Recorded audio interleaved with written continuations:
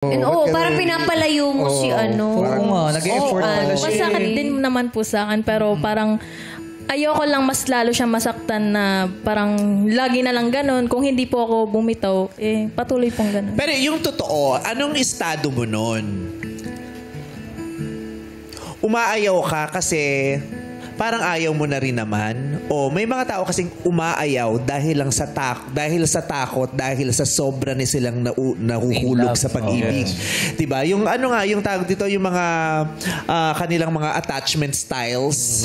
Diba? Yung sa sobrang takot nila, ayoko na kasi baka mahulog ako lalo. Diba? Tapos masasaktan na naman ako. Kaya yung, they tend to push them away. Yung style nila, akala nila, lalong nawawala yung mga tao.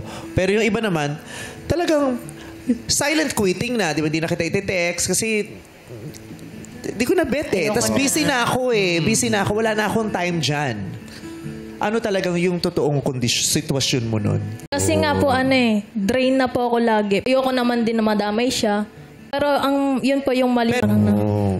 Nag-iba ng priority. Hindi ba? Even before dumating yung mga bagong priorities, na nawawala na yung kanyang interes.